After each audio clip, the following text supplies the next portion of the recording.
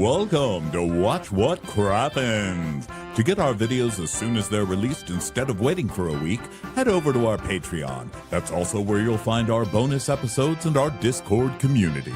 We love you guys. Well, hello and welcome to Watch What Crappens. I'm Ronnie and that's Ben over there. Hey, Ben. Hi, Ronnie. How's it going? Good. I went to the ballet last night, so I feel very cultured today. Saw a lot of people dancing on their toes, jumping up in the air and stuff. So nice. I love that you felt cultured before you had to then sit down and watch Tamara take everyone to Tmacula for wine tasting. I went to the ballet and then I came home and watched Tamara and was like, I don't know. I think I prefer my culture. I prefer the Orange County. No, the ballet was great, but I was sitting there watching it thinking, God, my back hurts just from sitting down. Like I was sitting down, I was like, ow, my back. I was like, you're sitting down. Like, what do you want to lay down at the ballet? No, sir, you have to at least sit down. And I was still in pain. I don't know how those people do it. It's a lot of work. Yeah, ballet it's hard.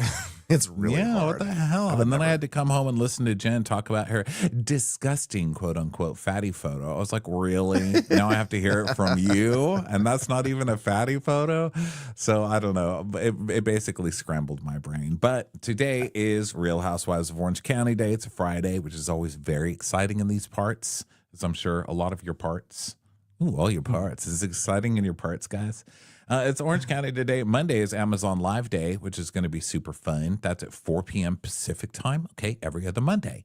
And then when we're not doing that, at 5:30 Pacific time, we're doing Crappy Hour on Mondays, which is on the YouTube and the Patreon for free and the Instagram. So check those out. If you want times and all that, just check our social Instagram, okay?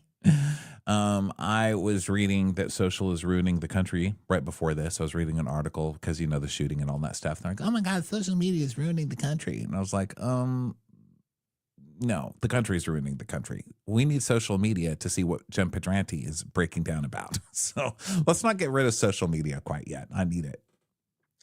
Yes. Well, on that note, let's dive into today's episode, which deals with much happier topics, such as Shannon going to the dermatologist's office and get her face injected. Sophie, look at this. Isn't this hilarious? I'm getting an injection. I'm getting an injection just the way your father got an injection of slut 5 years ago. Is this numbing? Is this numbing? Just like that blonde slut on the beach got an injection of David. Yeah, she's getting some Botox, and this is, I've got Miami notes open. Wrong show. I was like, I don't care what happens. Marisol is at fault. Well, I just want to say that if people don't follow etiquette, you're not on the plane. Wait, what am I even saying? Is this what I normally say? Etiquette, am I right? It's a new term. I made it up. Etiquette. That's next. If you ever follow Marcus Jordan again, it will cost you a lot. I don't normally say this. What's happening? So her daughter's there, Sophie, I don't know. And Sophie is cringing. She's like, oh my God, needles. Shut up. You know, it's so easy to be 20 years old and be like, ugh, why are you even doing that to yourself? Shut up. The second you get one fucking crow's eye, your ass is going to be sitting right in that chair. I don't even want to hear it from the youth. I remember when we started this show and I was like, you know, I'm never going to get plastic surgery. I'm never going to do any of that. That's ridiculous. Yeah, I was a young child back then. Now I'm like, what can you do? What can you cut off? How much is it? Can I do it by myself at home? I'm like looking up at YouTube's like, how do I get rid of my waddle with a knife and some, you know, like with a chef's knife and some string. I'll do whatever I can. Okay. Yeah. Just children. Just sew it up like a football. So actually, I think Shannon says something that feels quite poetic. She says, oh, Sophie, stop with the faces. It's fine. I have no issues. This is life. Needles. Yeah. That should be a t-shirt. This is life. Needles. It's true. That's what we need to be teaching our children, you know? Yeah. I'll tell you what isn't not life is pain. Life is needles. Just shut the fuck up. You want your face to move? Then shut the fuck up and get this needle. I'll tell you what life is. I wish life were those things that You know, they take, you know, when you like when you trash something at the junkyard and they have those compressors, they just squish it down into a little metal little pancake, you know, to save space. I wish life were that, and it happened to his Cybertruck, because of course this guy has a Cybertruck. Of we cut to course. Ryan and Jen washing his Cybertruck. Like, of course. I mean, first rule of Cybertruck is that you also wear denim with paint splatters on it. I mean, everyone knows that. But here he is washing this, or as he calls it, the Cyber Beast. Praying that there is a safe, no one gets hurt totaling of this car. A trash compactor. I saw that Final Destination movie, the most recent one. Someone got killed in a trash compactor, and I was like, "What a way to go! What a way to go!" And listen, if you're messing around, if you're near a trash compactor, you know you're going to get Final Destination, right? Like, there's certain things where it's like, okay, like a board game falls over and it knocks a picture frame into a camera lens, and the camera lens rolls and knocks a glass of water into an outlet and get electrocuted. And it's like that. Okay, that's a freak accident. But if you're wandering around. Because they even saw it coming. They were like, "Oh no, it's a truck! Get out of the way! Get out of the way! The garbage truck!" And they're like, "Oh my God, we're saved!" But then this girl started jogging, and like a baseball hit her in the head, and she fell into a trash can, which flipped her into the. They flipped it over into the. It was so stupid and amazing. And yes, that's actually hilarious. It's like slapstick now. Yeah, the Final Destination. So it's like the most fun ways to die. But yeah, I was thinking about that with the Cybertruck. Shove it in there. You know, get that Final Destination for sure. Washing the Cyber Beast. That man is gonna cheat on you. If there weren't already the signs of that man was cheating with you in the parking lot of a gym already, that he will cheat on you in the future. This man will cheat on you. He's going to cheat on you within 2 years. I'm going to say within 2 years from now. Yeah. I think Carrie Underwood is like ready to write a song about him. It's not even before he cheats. It's like when, during, and as he continues to cheat. That will be her next song. Yeah. He's probably already cheating.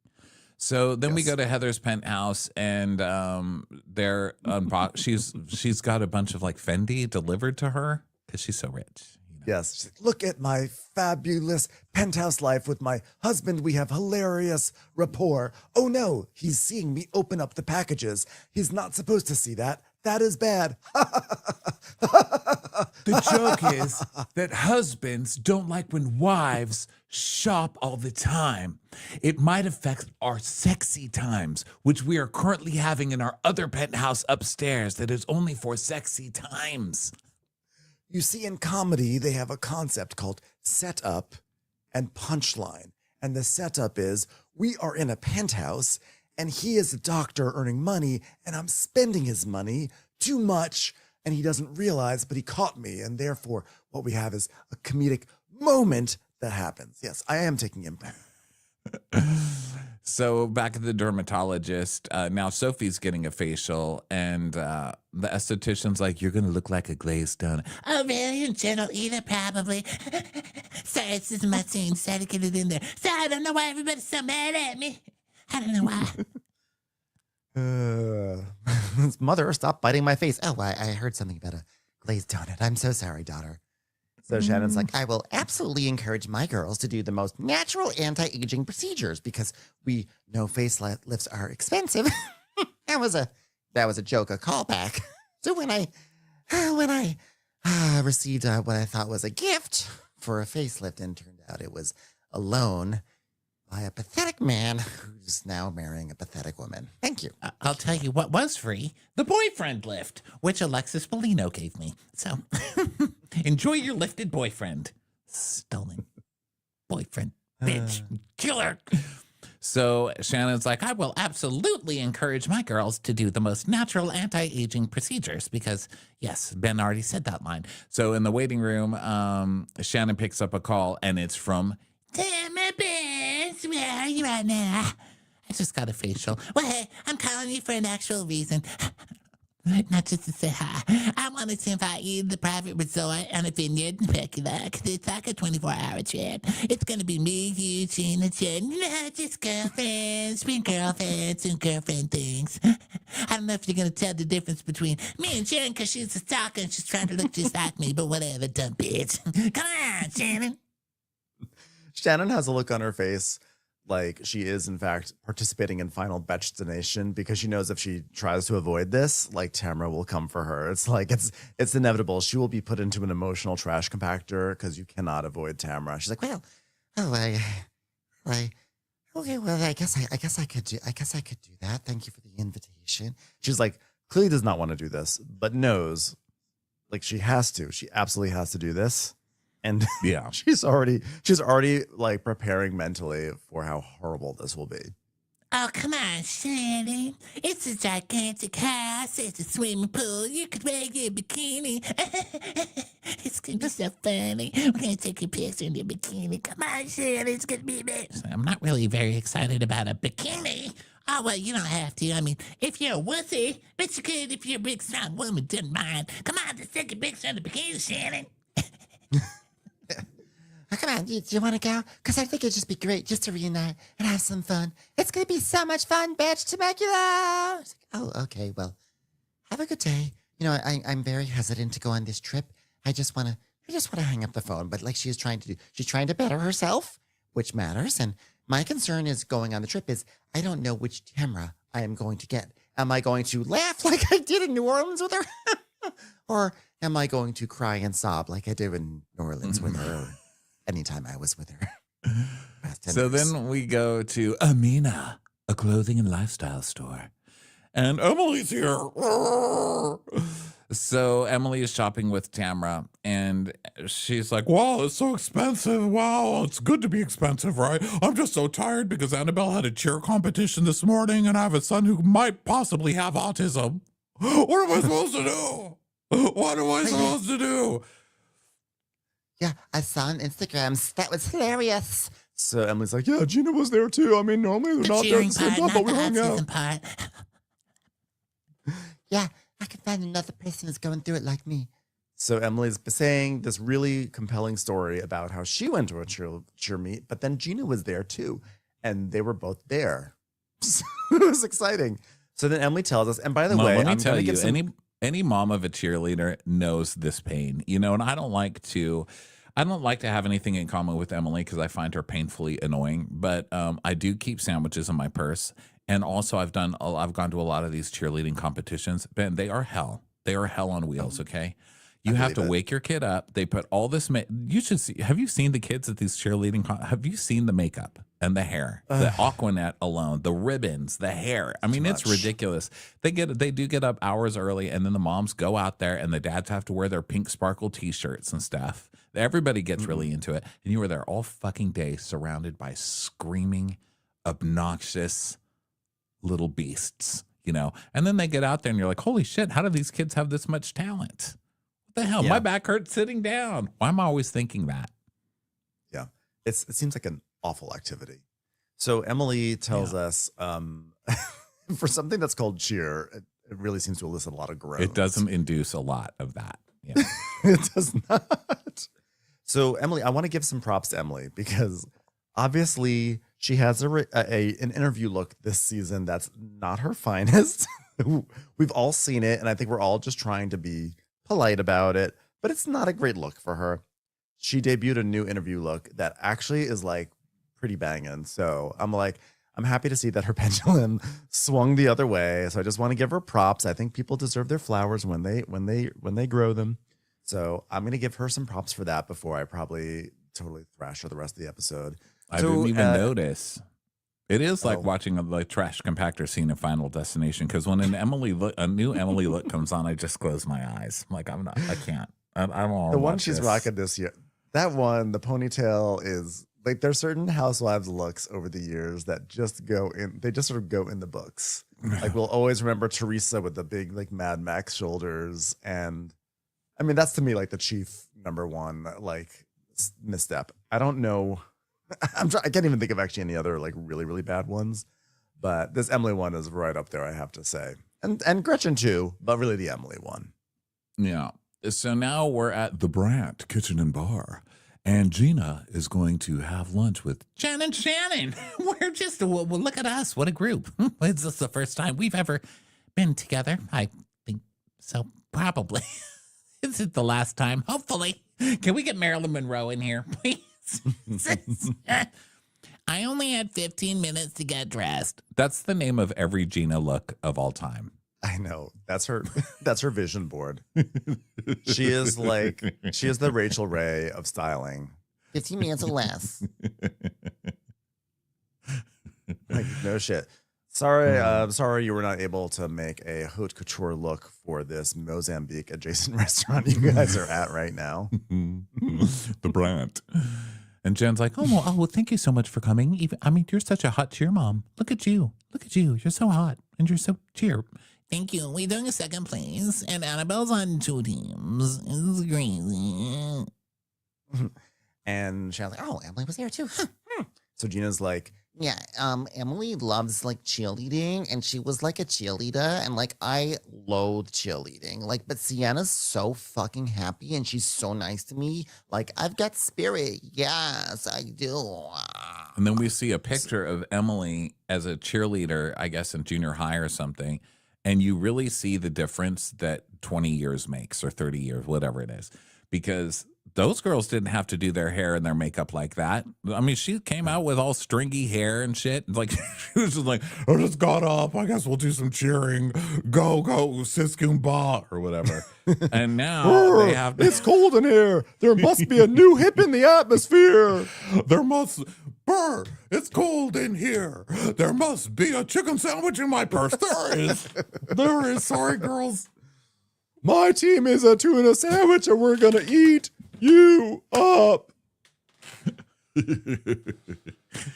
So they order, and they do very Orange County ordering. Oh, well, we'll have the asparagus fries.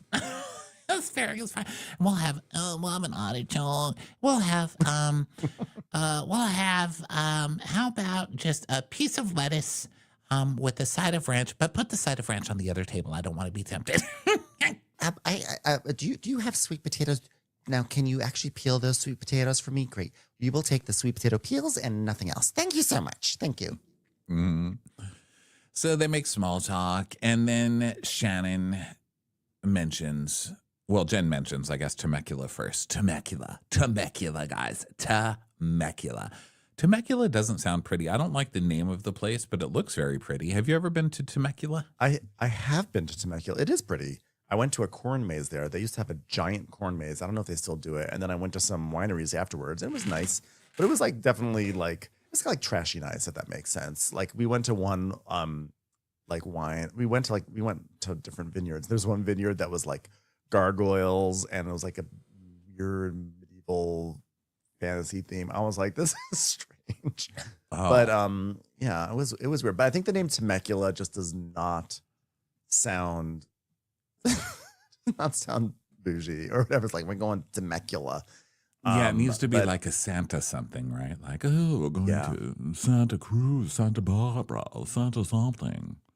So when Jen says, I like when Jen says, I said yes to Tmacula, because I feel like that is actually so much of what her persona is. I mean, I feel like Ryan is like Tmacula. She's like, when she says I said yes to Tmacula, that's like her saying, I also said yes to the Cybertruck. I said yes to Ryan. I said yes to a bikini beach wedding. Well, I don't want to answer the question because I'm not ready for that. I can't go back to the friendship. I just can't do it. I'm good with just sitting where I am right now, right here. Do you think we could move tables? Actually, it's very, very warm right here with the sun coming in. I just had face stuff done. I need a cushioned seat, actually, so I wonder if we actually could move.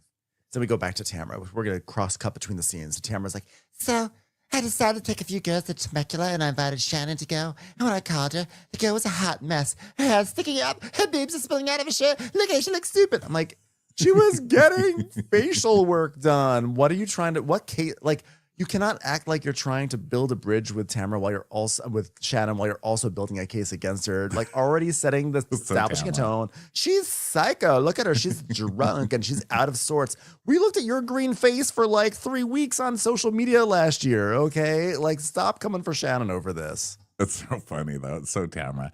Yeah, I invited Shannon to make up. She looks so ugly and stupid. Hope she'll be my friend again, ugly bitch. So she's and also when she says her boobs are spilling out of her shirt, Shannon's shirt was like up to here. It was like up to her. Is that your navel? What is this part? Your collarbone? Clavicle? It was like up to her Collarbone? collarbone. And Shannon's like, Oh my God, put your boobs away. She goes, well, I'm getting a treatment, so okay.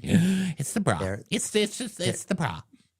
I'm out of sorts because they've turned my daughter into a donut. And I don't know if I'm happy or sad about that. So Tamara's like, Yeah, I said, hey, Shannon. I was all like up, and I was all like uppy and like, you know, and she was like, oh, I was like, we're going to do this and this and this. And she's like, huh. I'm like, why are you? It was a perfectly benign phone call, and Shannon's response was totally normal. And she was probably thinking, wow, I'm FaceTiming with Tamara, and she's probably gonna make fun of my appearance now. So she's probably guarded. And guess what you're doing? Making fun of her appearance. and so she says, Yeah, I guess my delivery was bad last year with Shannon. Okay, my delivery was bad. I wish they had put in, You drunk, cunt, fitness, stupid bitch. I hope you die in a fire, you dumb, ugly twat. but they didn't. And so she's like, Yeah, I feel so bad about it. But you know, we've got history there. We've been friends for so long. I don't like to throw away history. So, you know, I could be a friend if you just stop holding the grudge. well, Tamara is never what she did. It's always just you just keep holding on to it. If you could just let it go, we could get on with this. Come on, keep it moving. There are a lot of things that have history, and there doesn't mean, just because you have history does not mean it's a good history. Okay, you could look at various regions of the world right now that have a lot of history, and it's not working out so well. Okay, Girl, So literally let's- read history. It's not a happy story. Okay. Have you been to no Europe? one is like, you know what? I need a, yeah. No one's like, I need a feel good read today. I'm going to read history. Like, she's like, we have history, yeah, and your history is of you two fighting for 10 years straight. Okay, Yeah. so Just stop holding now the we- grudge about it. Yeah, stupid bitch. Tamara's like, So then she goes, okay, thank you. like, yeah, what else do you want her to say? So Emily's like, well, it sounds like it'll be a fun trip. I'm going to do something a lot more fun, which is have a very orchestrated and unpleasant and cold sleepover in Beverly Hills, but we'll get to that later. Oh, have fun. So then at the other place, Shannon's like, Well, I called my therapist before I came here, and she said, would you like that biggie sized? I said, hold on a second. So I called my real one, and she said, well, you've been very clear that you are able to exist with boundaries, and you should not go on this trip. Absolutely not. So I'm going to go. because the girls are like, well, you should come for me. I mean, you should come for me. We're so close, aren't we? Chris, we don't want to be stuck alone with her. Okay, please come with us. Well, and that's what she said. She said, well, I said to her, I said, my friends are going to say, come for us. We'll be there. We'll have fun. And then my therapist said, ma'am, this is the Kind Bar World headquarters. There was not an actual therapy office. And I said, I'm so sorry. I didn't mean to call you by accident, but do you have any customer service agents? I would like another shipment. And they said, ma'am, you have to get off the phone. Anyway, so I'll be going to Temecula. So yeah, they talk her into it. And then back at the store, Emily's like, wait, so you invited Shannon? Who else is going to come? Jen and Gina, my best girlfriends. And so Tamara's like, yeah, Shannon's going to be a tough one to crack, but Gina can be the mediator. Girl, Gina has started most of the fights that you're in with everybody because Gina and Emily go around stirring the pot. How, in what world is Gina going to be a mediator for anybody that can be reliable? Come on. I love She this is show. not. She is a median that drunk drivers crash across. She's a medianator. She's not. She is not. I do not want to rely on Gina for this. Gina's So- too mid to be a mediator. She's just a mediator. She just survives to be mid. So Emily is like, well, by the way, you should have taken Gretchen too, and then it could have just been a whole kumbaya bonding moment for you, Tamara. Tamara's like, yeah. That's a bit too much for me right now. So then back at the other restaurant, Jen is like, If she's really taking the time, Shannon, and working on herself, then let's be here. We're the bigger people. Yeah, literally, bitch. Hey, who said that? We've definitely got the biggest triangular trucks. So Let's thank you so much. So Gina's like, Clearly, there's things that like you have behind the surface. So let's like look at it like an opportunity to possibly clear some things out. Okay, let's like keep it light. Like you could wear a sun hat. like, oh yeah, let's find men for you. Let's find men for you. We'll just sit in gym parking lots and wait for someone will show up. I'm sure of it, Shannon. I believe in you. I believe in you, Shannon. Shannon, open the snack hole. Dust it off. Are we talking about my purse? What do you mean the snack hole? No, the snack hole. You know the granola coochie. You know what I'm talking about? I'm not following. Is this a slang of some sort? Your vagina. What? Oh, Jen. Well, that was a lot. It's a lot, Jen. A snack hole? I don't know either. The fuck is a snack hole? Is The it a rusty vending vagina? machine. Snack You know. hole. The rusty the rusty Wow. coil. So then biscuit- Biscuit we get, maker. yeah, I can't think about it. It's breaking my brain. My brain is melting out of my ears. So then we go to podcast 1, where Heather Dubrow is recording a Okay, this is the most horrifying fucking shot to open this scene. It's a close-up of Heather's... I'm going to do it for Crappens on Demand. I had nightmares when I went to bed. This is Heather's face close-up on a giant poster in her podcast. It's like... It is. I know It is exactly so which photo it is. intense. What is that look? I'm like, please don't hurt me. Please. I'm sorry. I brought your water to the table too late, ma'am. It's like the look that every busboy gets when he messes up, you know, the plating or whatever, the breading of the table. Yeah, it's very much, it sort of like reminded me of like the poster art for Fright Night growing up. So, Heather's like, Steve, can I check the headset level? Is Alfredo here? Can Alfredo check the levels for me? Anyone? Hello. Testing 1, 2, 3. Testing 1, 2, 3. Televisions. Heather Dubrow. Testing 1, 2, 3, 2, 3, 1, 2, 3. Steve, it's Steve, right? My name is Joanne. Steve, okay. Could you check the levels? Rich. Do we have it? Okay. From the top. It's like I always tell my servants how many paces they have to stand behind me. 3, 2, 1. Okay, we're live. So she's like, I've always done my podcast in Beverly Hills, but ever since we've moved back to LA, it's opened incredible doors for me. I feel like I've been given a very special opportunity to use this podcast to promote voices that don't usually get heard. Thank you so much. For having, not you. Please get out of here. Not you, Jen. So in walks Dylan Mulvaney and sits down for the podcast. And she's like, okay, everyone, let's talk with Heather Dubrow. Starts now. Well, my guest today, I've known her for a while. She's the most fabulous person. Please welcome Dylan Mulvaney. And so Dylan's like, hi, how's it going? Whatever. And of course, somewhere Gretchen Rossi was having a very difficult time listening to this episode, I'm sure. Let me just say, Dylan Mulvaney shows up in full Heather Dubrow cosplay, which I loved. I mean, dressed just like her, acting just like her. It was weird. It was weird. They were like sisters. And she's like, oh, Heather, where did we meet, Heather? I forgot where we met. Where was it again? Oh, Kathy Hilton's house. Of course. God, I'm over there all the time. I just love old Kath. Don't you? Oh, sure. Very much. You know what was fun? Do you remember when I turned around to introduce you to Reba McEntire, but then we realized that Reba wasn't invited?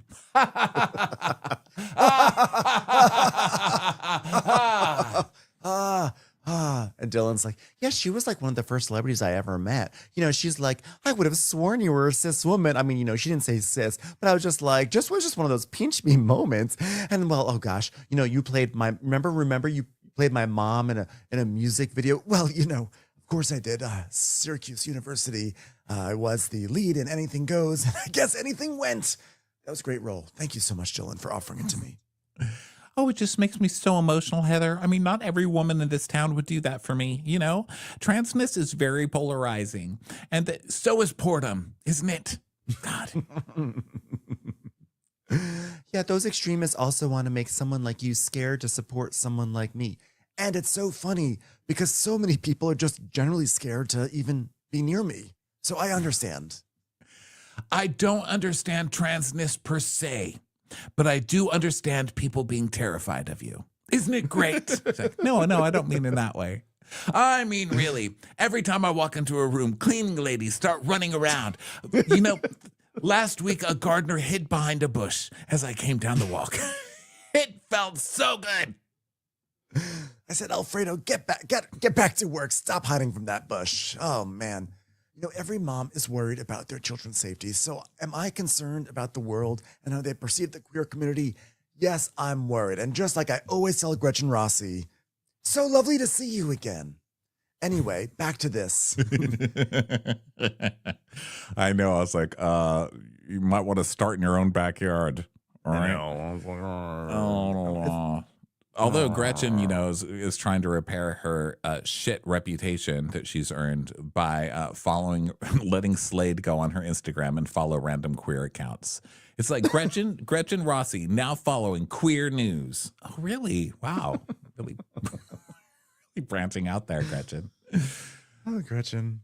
Hey, everybody, this is just me hanging out with 7 of my closest Asian friends in Orange County. God, I love Asians. This is so fun. However, Right after she got in trouble for her, you know, shitty post that she did with Jen on there. I mean, these people.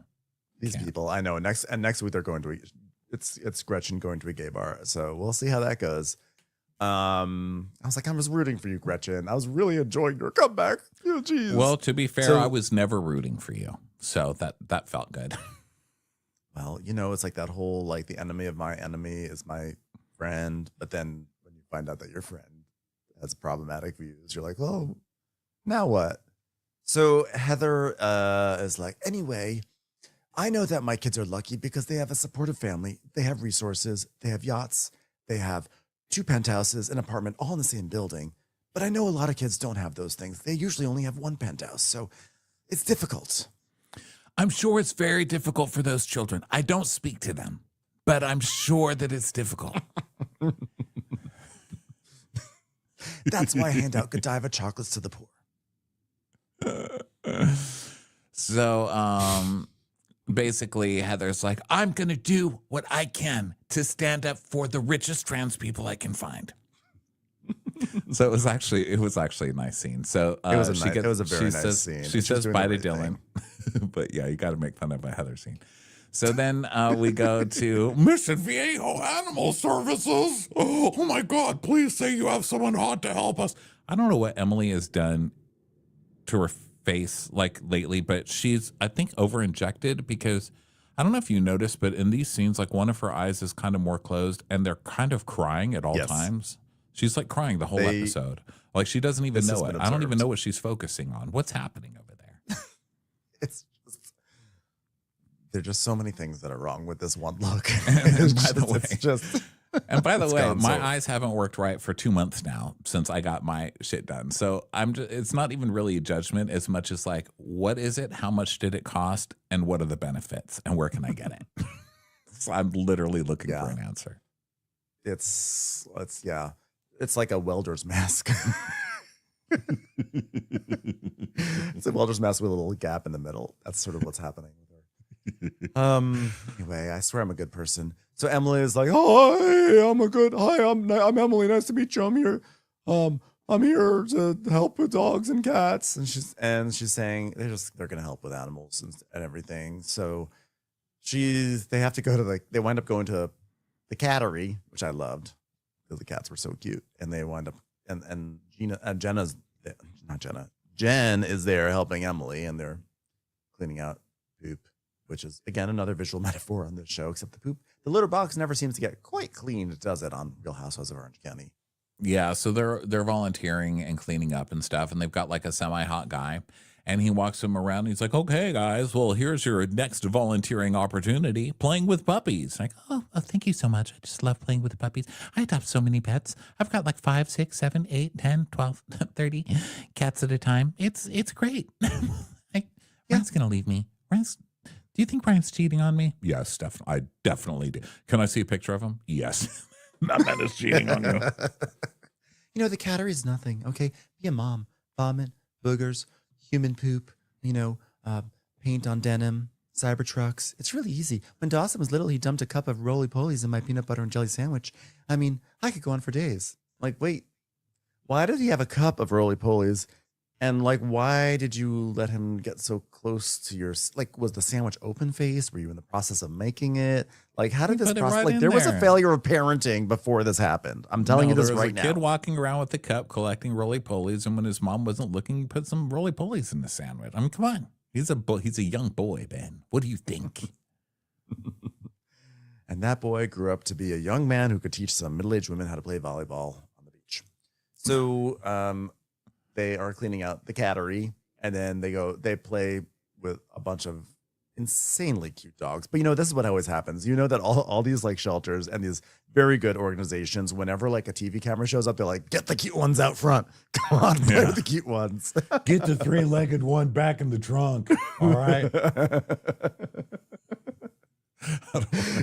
I don't want to ruin the reputation of the Orange Candy Cattery. Come on.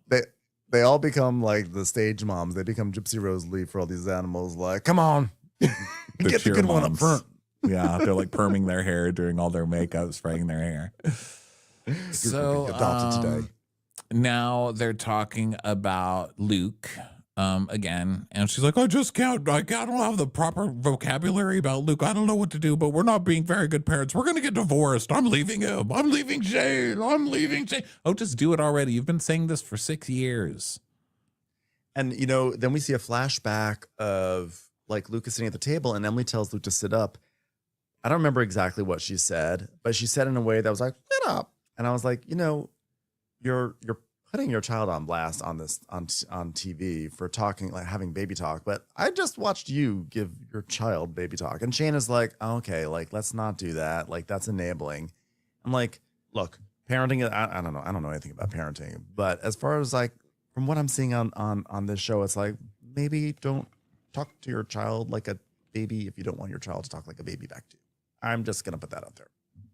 And whether it's my place to or not, it's probably not my place. But you know what? It's a podcast, so you know what? Well, yeah, I mean, wild. it's just the examples they're showing. I guess I'm just not seeing what she's seeing, because to me it just looks like kind of kid behavior. I mean, the behavior that's kind of freaking me out is Emily's behavior, like going on TV and being like, I mean, well, I've got this kid and the other kids don't even like him. And like, they're annoyed with him all the time. And so I'm like, your kid has to watch this. Like, just shut up. Find something else to do. Go back to get a fucking tuna sandwich in your purse. Like, she's disturbing. I think I'm not saying anything about the kid because I don't really know except what they're showing us on here. But he seems like a perfectly sweet kid that she's absolutely. It's her behavior that I'm not liking on the TV. I just don't like it. Yeah, for the kid's lovely.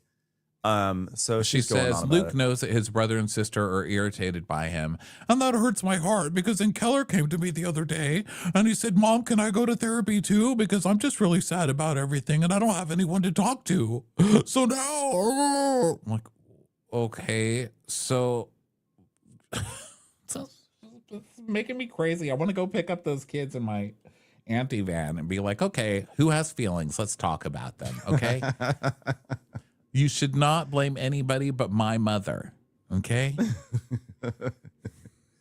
Well, I mean, look, in many ways, Emily is giving the gift that keeps on giving, which is mommy issues for life. So Emily is she's just saying how she's come to the realization that she focused all her time and attention on Luke. And it was actually detrimental to her other children. And she thought that they didn't need her as much, but actually they do need her, but in a different way. So she's going through that. I mean, I'm with you in that, like, it's uncomfortable to think that these kids may see this someday and this could be actually very damaging for them. But, I also do, I appreciate that she's being emotionally vulnerable, but it's a weird one for me. It's definitely a weird thing. And I'm glad she came to the realization that she needs to pay attention to all her kids. That's great. There's an emotionally vulnerable, and then there's just like using your kids for like plot line and stuff. I mean, Emily's on here sobbing every year about something, you know, it's like every year she picks something new. I'm just like, leave your kids alone. Like, just leave them alone. And I know it's housewives and they talk about their kids, you know, like on Salt Lake City, we see Mary's kid going through stuff. Like he just got arrested this week. I mean, there's a lot of stuff that people talk about on camera that's like, but these are little kids, and having to hear your mom saying like, well, you know, I'm giving, you know, he annoys his brothers and sisters. Like they don't really, like they basically don't want to be around him. And I don't know, it's just kind of ostracizing this kid even more. It just seems like you're going to be doing a lot more damage.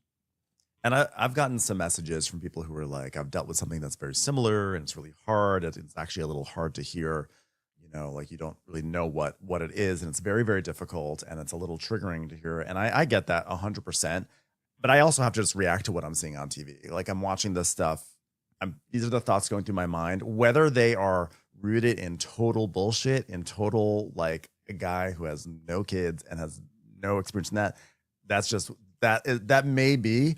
But like it's what I see and it's what I feel. And it's like what's being put out here. And also it's like if Emily doesn't want people sort of like two guys on a podcast yammering about it, there is an element of like, well, maybe don't put that on the show. Well, I'm not saying about anything about his future diagnosis, whatever that may be. I'm just saying Emily's an asshole. It's the same thing I say every day.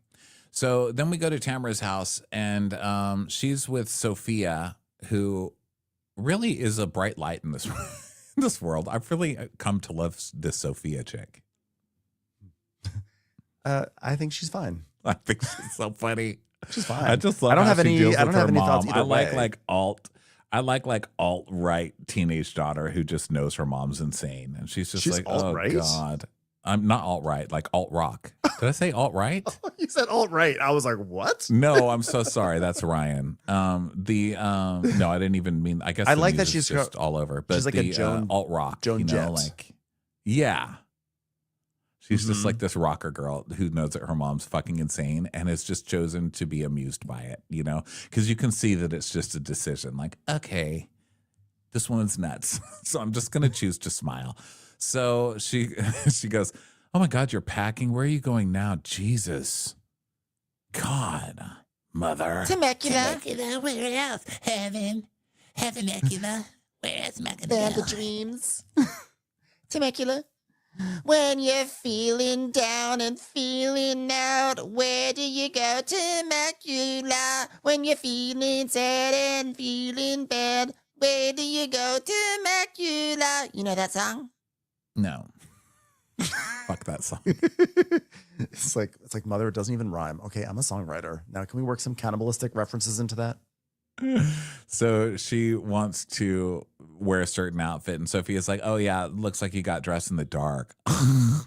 So then we go to Jen packing with her Cybertruck, and then we go to Gina's, and Gina's talking to Travis, and he's like, "I just want you to know it's not totally normal to just get a brand new wardrobe for every trip you go on, okay? Women and shopping, am I right?" Excuse me, producers. I refuse to film on this show as long as that sort of attitude persists. That is absolutely ridiculous. You know, Heather like saw that at home and was horrified at Travis. What does This is why we hide boxes from men folk. Am I right? So then Shannon is with Archie. She's like, Okay, Archie, I'm going to tell you exactly how long I'm going to be gone. 1 night and 2 days. So no more late night drunken walking on the side of the street in Newport, okay? You got that, mister? And Archie just ignores her and goes outside. She's like, "Archie, where did you go?" And then we just see Archie like getting it on with his stuffed animal. He's like, yeah, Tmacula brings it out in me.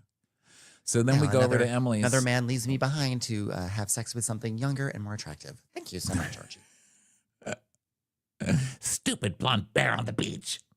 So then we go to Emily's house, and Heather calls, and she's like, "Oh, I'm just sitting here with Luke. He got out of school. What are you doing?" Nothing. I just thought it would be fun to do a little sleepover at my place. Wouldn't that be fun? I've opened the servants' doors entrance for you.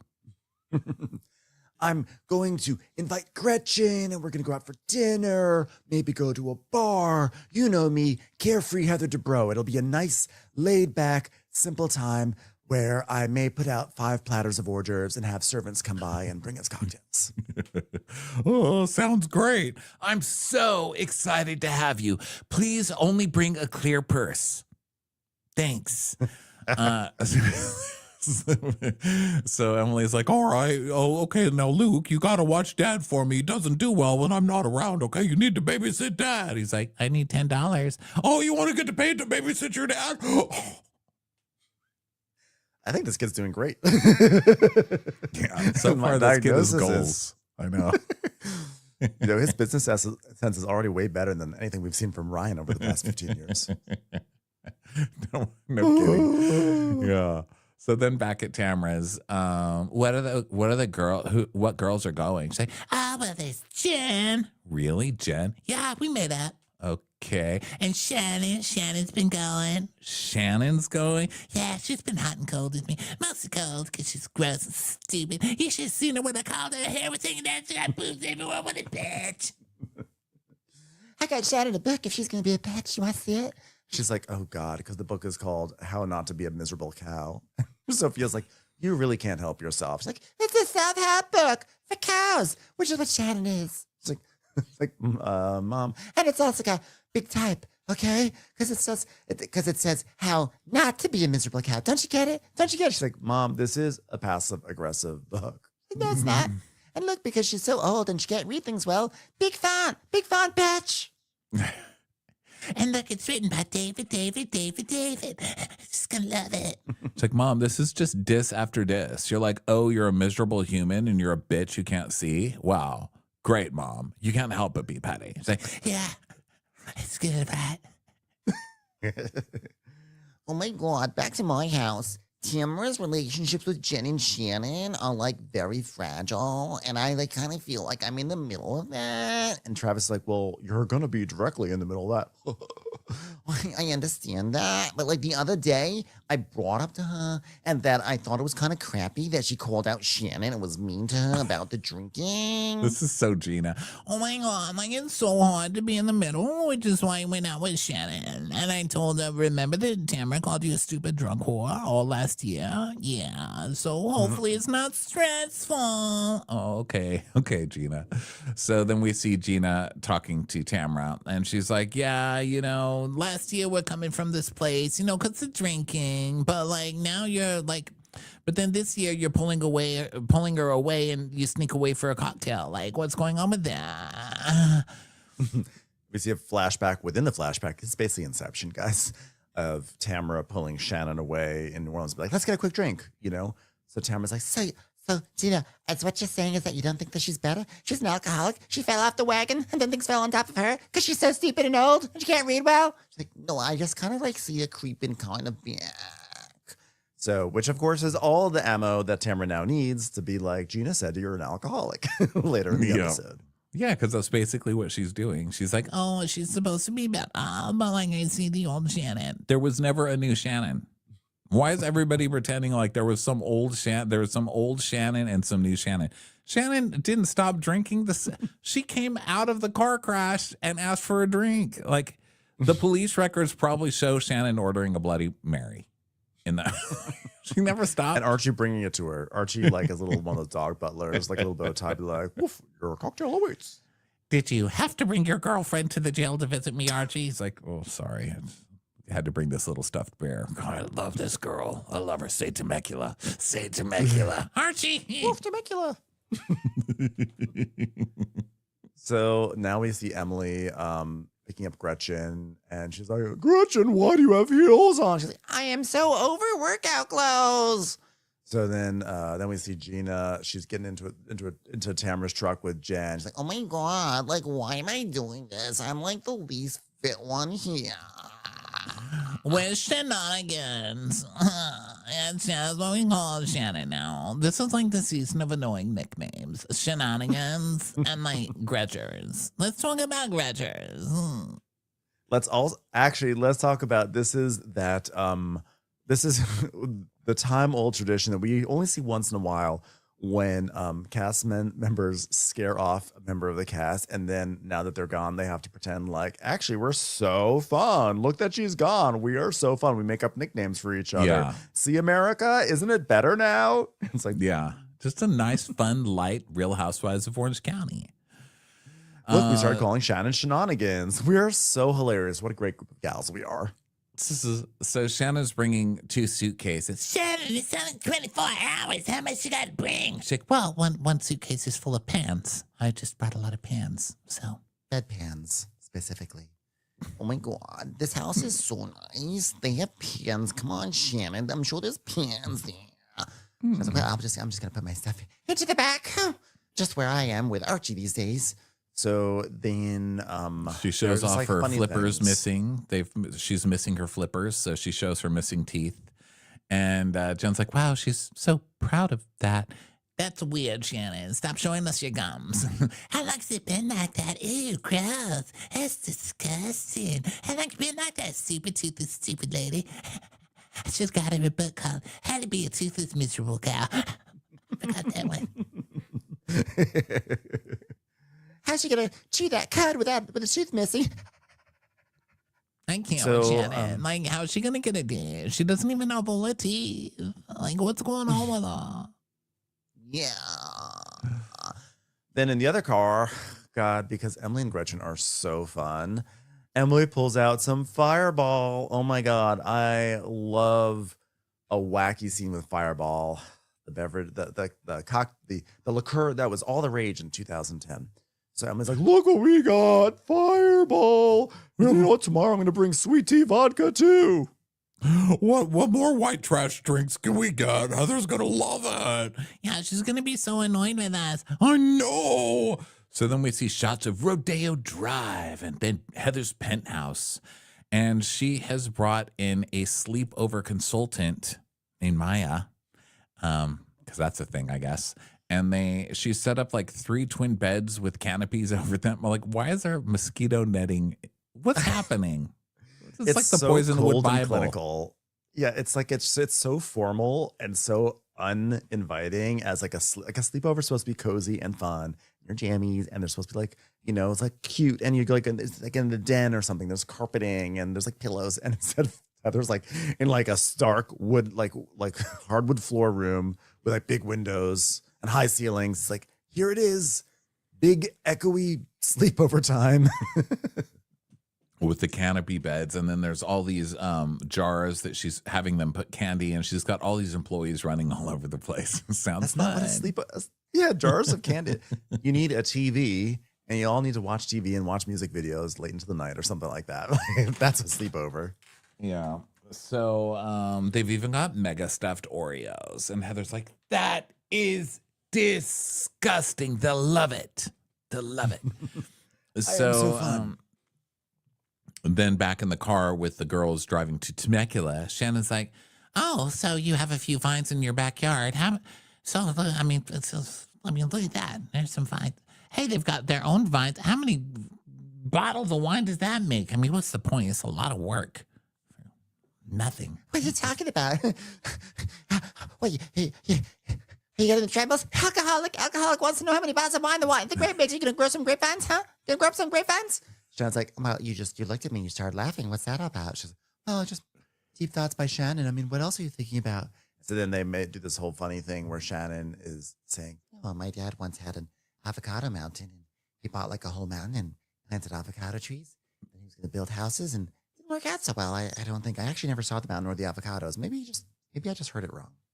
I have an he just said avocado he got a tree. mountain of avocados. He bought like 3 of them. I love Grandpa. Well, he had a mountain. He had an avocado mountain. Well, I mean, it was a mountain that he put avocados on. Yeah, I don't think it worked. They kept rolling down.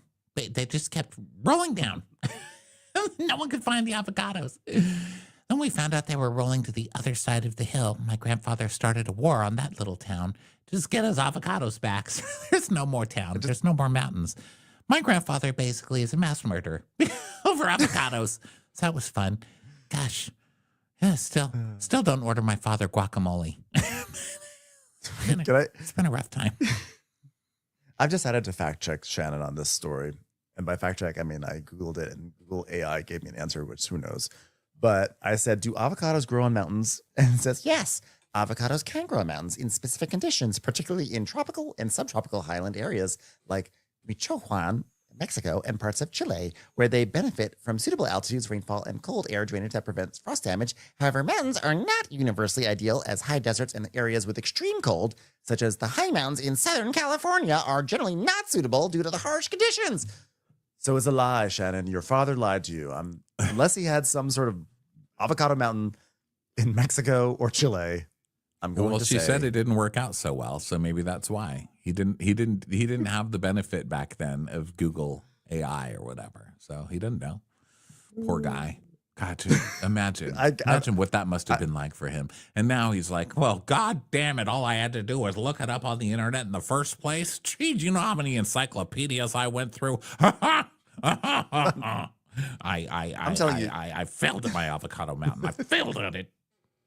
I'm telling you, Gene the Machine came back from the store with about 12 avocados. He's like, well, honey, look at this. Look at all these avocados. I've got a mountain of avocados right here, but unfortunately, they all are too soft. It's just not going to work out so well. Oh, well.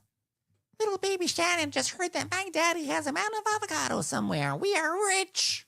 I have an avocado tree. Never one avocado has fallen off of there that's edible. They're all like wood inside, which is really weird. Yeah. And I think the other day I was standing out there waiting for Bueller to do his business, and I think a squirrel threw an avocado at me.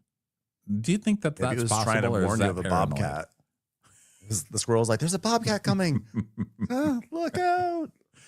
Maybe, but I was standing there and I heard a squirrel rustling up there, and I looked up at the squirrel, and then an avocado came flying at me, and it was like half eaten, like they were eating into it. And I was like, did you just throw your half eaten avocado at me? Like, what the fuck, bro?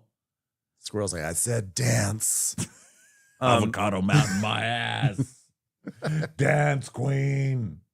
The first rule of living in Los Angeles, well, there's many first rules, but I will say today's first rule of living in Los Angeles is if someone ever says, you know, we have an avocado tree in our backyard, here's an avocado, just know you'll never be able to eat it because it's always rock hard and it never ripens. And like it's rock hard, and then it's just bad. And there's never a window where it's good. And there's so many people that I've met over the years who are like, we have an avocado tree in the backyard. Here's an avocado. It's always the worst avocado you've had in your life. If they offer you a lemon, the lemons are good. kill. Like the lemons are out of control good. There's always lemons, Yeah. but if it's an avocado, just throw it out. Yeah. It's just a buffet for all the farm animals. I think that's why all the animals around keep coming over, because there's avocados and stuff to eat. Because I just find half-eaten little wood avocados everywhere. Oh, poor things. Okay, so anyway, they're making fun of Shannon because she's Looney Tunes. So then at Heather's penthouse, Emily and Gretchen arrive, and Gretchen's brought a huge suitcase, and Heather's like, oh my God, Gretchen, that is the biggest suitcase. It's one night, right? We told them one night. Okay. Please go through the metal detectors. You're going to have to go on the way out. I'm not worried about weapons. I'm just worried. I just want to make sure that you're only coming with cheap things and you're only leaving with cheap things, not my things. Okay. The candy is edible on the premises. You're not allowed to take it home, which is why I put little metal dots inside each little candy piece to make sure none of them are stolen. Emily! Also, there will be no re-entry. So please make sure, keep your stub, but this bracelet has only one use.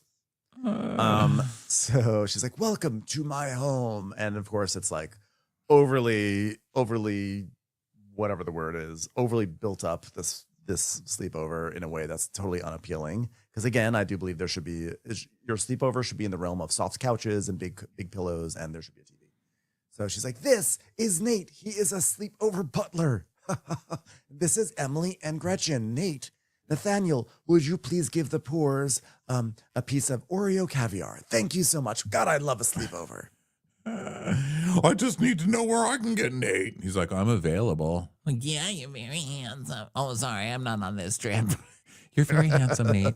You're Sorry, sometimes I have a Gina button that I press if I ever want to feel a little richer. Look, here's one. Ding dong, can I have $1? Ding dong, can I have $1? Is that funny? Travis has big balls. Travis has big balls. Here's one. I feel bad. She likes to say that after she spends an extra $1 on toppings for pizza. I feel bad. I feel bad. I will be on. So then at the other house, they're looking at rooms, and Tamara's like, Oh, look, one of these has a bunk bed, but we're not going to let like a queen sleep in the bunk bed. Like Shannon. Shannon, you should get the main primary room because you're so main and so primary. Everybody loves you, Shannon. Hey, Shannon, sleep with my best friend who I love. We're just girls. We're just girls having a good time. Just girls. Medium. We need to get our bags, and then we need to like get ready for wine tasting. And then, so they're all getting settled in. And then Tamara's like, Oh my God, where's the princess of Tmacula now? Okay, where's Shannon, the princess of Tmacula with the crazy boobs and the crazy hair? What a cow, am I right? It's in the book. It's in the book. She should read it. I'm trying to do everything I can to make Shannon feel comfortable. Like doing this. Hi, Shannon. And brushing the hair a little bit. moving the hair out of her eyes and stuff. Looking at her real deeply like this. Hi, Shannon. Shannon's like, I don't need the primary room. This is where I'm starting to feel uncomfortable. Take it, Shannon. Look at your main primary bedroom, which has access from 3 different doorways. Hope you sleep well tonight, Shannon. so You can see the corn maze just out the window. You're not scared of corn mazes, are you? Well, I do believe killers. I live in the corn maze, but that's okay. I love a Temecula corn maze. So then Shannon is like unpacking her second bag, which has all her pots and pans. And I want to make fun of her, but I have been known to bring a few pots and pans to an Airbnb before. I'm not going to lie. But this was crazy because she also had like loose, dry spaghetti in her bag. It's like, oh well, I guess some of this whole wheat, gluten-free, non-pasta pasta has spilled out. It was crazy. She was pulling out like Mackenzie's child serving platters and shit. That like, was that she did not need to bring. super That she didn't even weird. need to have. It's like, well, I need my immersion blender. What's an immersion blender? I don't even know what that is. Do you immerse yourself in a blender? That doesn't sound safe. Shannon, I'm worried about you. Is that the stick propeller thing that my son used to make a roly-poly smoothie? Yes, that's exactly right. So then they're just like laughing because she's brought like an egg bite. She made like an egg bite maker and all this stuff. Like actually like I think like bringing a cast iron skillet or a Dutch oven is fine, but this was too much for you, Shannon. But she's being wacky. Like it's a wacky thing. Like Look what I brought. I'm fun Shannon. Isn't this crazy? Oh my God, your suitcase is like when I go through my kids' backpacks. Like, what's in here? Like, I don't even know. It's like something sticky. Oh, well, something spilled. Okay, well, great. I've spilled on the immersion blender. What will I do? everyone, let's go back to Beverly Hills. Come sit down, everyone. Come sit down in this temporarily comfortable room over here. Oh, Wait a second. Is this considered the living room? well, there's a bigger living room for the real friends, you know, people who own vineyards and such. But this is where I have the poor sit. I hope you like it. This is like the kitchen family room. There's another family room, but you're not family. So you're going to be here. Okay. Would you like snacks? Snacks, anybody? I love snacks. I love them. I know. That's why I have them here. So this is my first sleepover party that I've ever had. Am I doing well? Is this what we do? We don't sleep, do we? I don't sleep. Now, please hold out your hands. I'm going to give you 3 vouchers, which are good for, each one is good for 1/3 of a snack. And you just give it to Nathaniel and he will redeem it for you. And once you're out of the vouchers, unfortunately, after that, there will be no more snacking. So please use them wisely. Okay. Mega Stuff Oreos to the right. Gretchen's so dumb. She goes, Wow, look at this view. What is that? A bird? What was that? And then Heather has the most Heather response. Oh, no, this is too high for a bird, I think. No. No birds up here. Like, I think the birds can get up there. yeah. I'm pretty sure we have a security guard on the 32nd floor that stops all the birds. Too high That's for birds. Security clearance. Birds generally don't have professions, so they're not allowed to fly to this floor. We have a separate entrance for the birds. We call them Alfredo birds. Well, we had a good drive. We analyzed Tamara. Yeah, we did psychoanalysis. analysis. So then we go to a flashback where Emily is saying, I wouldn't say Tamara's a good girl. Like, she seems like a girl who would always hang out with dudes, you know, like even with that photo with Jen, like she brought that up because she feels insecure with her relationship with Jen, but that's an insecurity issue with yourself. Oh my God, get a life. I mean, what's your insecurity that you're sitting here talking about these other people? You have nothing to say that's not about the people that aren't there. Boring. By the way, Heather, have you even talked to the other girls in Temecula? Do we know if they're having a good time? Hold on. Let me call. I can't imagine they're having a very good time being at that low-level bird region house that they're in. They're probably being attacked by birds as we speak. Those are ground level people. It's a ground level vacation. And you know, it's really terrible considering how lacking in aspiration those birds are. They're not even going above a second floor. I mean, at least the ones that come here are trying for something. I mean, can you imagine being attacked by birds that settle in a place called Tmacula? You know, I see so many Blue Jays who just want a better life, who try to fly up to Drake's apartment. They just can't quite reach it, and they just sort of exhaust themselves and fall down the street like a wooden avocado being thrown at a man in the hills. But everything should be fine. Jen and Tamara are fresh. They're starting on a fresh walk step relationship thing. And Emily's like, well, I might have ruined it. Whoops. Oh, no. What did you do, Emily? Well, I saw Jen, and she seemed upset about the fatty photo again. So, you know, I said, remember the fatty photo? That was hilarious. And then Jen got upset. So then we see a flashback to 2 days ago where Jen and Emily are sitting outside, and Jen is like, No, I don't know if it's a fat photo of me. I just really don't know. Well, you didn't ask to see the photo, but you resolved the argument. We've got to open this one right back up again, okay? Innocence Project skills are coming into play. Jen's like, Okay, well, I've never really been able to have the conversation with her. Well, we'll fix that. so then we go back to the present, and Emily's like, Well, she still doesn't know what Tamara's intent was, but bringing it up. And Tamara showed you that photo, right? Because Gina calls it the fatty photo. Is it a fatty photo? Well, I think she was just showing me the picture to be like, this is what she looked like before. Now she looks more like me. She was fat and disgusting and hideous before. Shouldn't have been out in public before. Was an embarrassment to the community before. JCPenney would be like, don't come into our store. And now she's like hot and thin and absolutely stunning. I think that's it. Nothing too major.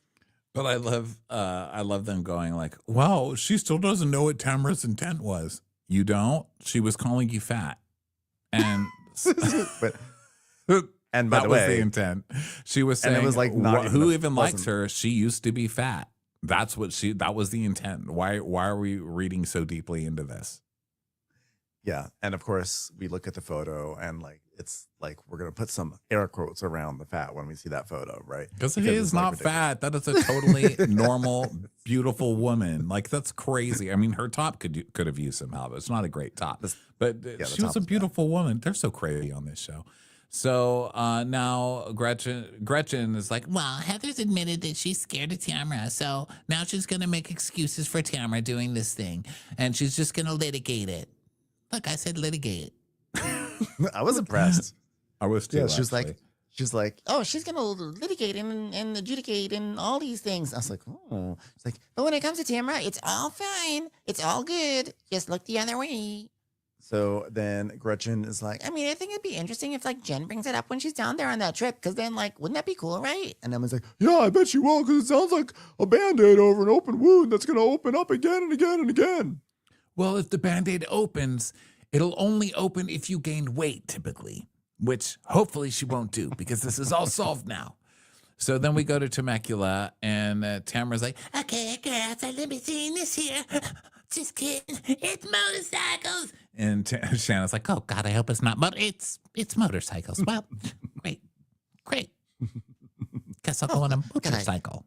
I guess we'll go on a motorcycle. Does anyone notice the birds are flying especially low today? Is that just me? She was like, oh my God, what the fuck is this? I'm like not dressed for like a motocross. So they wackily take sidecars that these big dudes are driving, And they I was excited when they offered me a sidecar. Nice to meet you, Shannon. They're like, Are you single? Are you single for Shannon? Hey, if you're single, I've got someone desperate here. Am I right? Am I right? Shannon, show him your snack hole. Show him your snack hole. Question. Okay, Mr. Sidecar Driver. First of all, do you actually have any sidecars to offer? Also, and second of all, you don't happen to live in the path of a hurricane, do you? Okay, great. I think we can continue this romance. Should I keep my mouth shut for bugs? he's like, no. Oh my God, what am I on a roller coaster? I'm terrified. Oh, I fell down. I'm just in a sidecar, but I can still fall. Wacky Hold on, Shannon. I am getting a phone call from Heather Dubrow.